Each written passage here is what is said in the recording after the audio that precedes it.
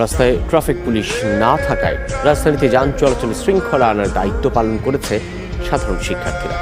শহরের গুরুত্বপূর্ণ মোড়ে দলগতভাবে দিনভর এই কাজ করেছে তারা। বিভিন্ন সড়ক পরিষ্কারের কাজও করে শিক্ষার্থীরা। তাদের এমন উদ্যোগে খুশি সাধারণ মানুষ। খাবার ও পানি খাইয়ে উৎসাহ দিচ্ছেন। তবে দ্রুত ট্রাফিক ব্যবস্থা ফিরে আনার দাবি শিক্ষার্থী সহ সকলের। এ যেন নতুন এক বাংলাদেশ। নেই ট্রাফিক পুলিশ, তবু সড়কে নেই কোনো বিশৃঙ্খলা। সড়কে শৃঙ্খলা এনে যান চলাচল স্বাভাবিক রাখতে নেমে পড়েছে শিক্ষার্থীরাই। কোনো প্রকার পূর্ব অভিজ্ঞতা ছাড়াই দায়িত্ব নিয়ে নেয়ার বয়সটাই যে এখন। যেখানে প্রয়োজন সেখানেই নিজেকে উৎসর্গ করার মানসিকতাটাই এই প্রজন্মের শক্তি।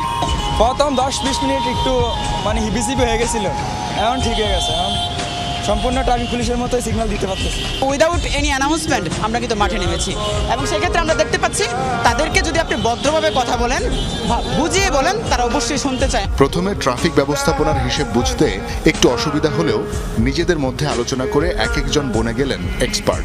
ট্রাফিক পুলিশের কাজ কষ্টসাধ্য, এই উপলব্ধি থেকেই তাদেরকে শ্রদ্ধা জানান ভবিষ্যৎ বাংলাদেশের কাণ্ডারীরা। এখন আর কি ফিল করতেছি যে কত কষ্টের ভিতরে তারা এই কাজগুলো করে থাকেন। রোদ বৃষ্টি সবকিছু এক করে কিন্তু আসলে পরিশ্রম করে যাচ্ছে, অক্লান্ত পরিশ্রম করে যাচ্ছে। আমরা আজকে তাদের দায়িত্বটা পালন করতে এসে আজকে অনুভব করছি আসলে তারা কতটা কষ্ট করছে। একজন এক পাশে থাকবে, আরেকজন আরেক পাশে থাকবে, চারজন চারদিকে থাকলে তাহলে 8টা রোডই কন্ট্রোল হবে। জনগণের সাহায্য করতেছি যে রোডে কোনো দুর্ঘটনা না হয়, অ্যাক্সিডেন্ট না হয়।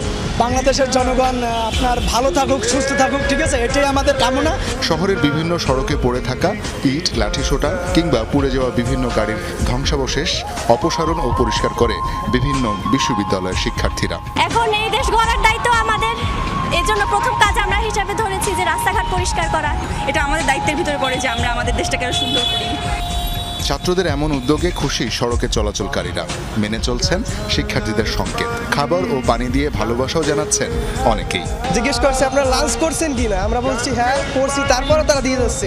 দেখা যাচ্ছে আমরা রৌদ্রে থাকতেছি, পানির তৃষ্ণা পাচ্ছে, একটু পর পরই আমাদের জনসাধারণ এগিয়ে আসছে। কঠিন অবস্থায় একটা সুন্দর দায়িত্ব তুলে নেওয়া, এটা ভালো। ওনারা যথেষ্ট ভালোই কাজ করতেছে, কিন্তু ট্রাফিকের কাজ ট্রাফিকই করতে হবে। দেশের যদি আইন শৃঙ্খলা বাহিনী না থাকে তাহলে তো দেশের জন্য এটা খুব খারাপ হবে।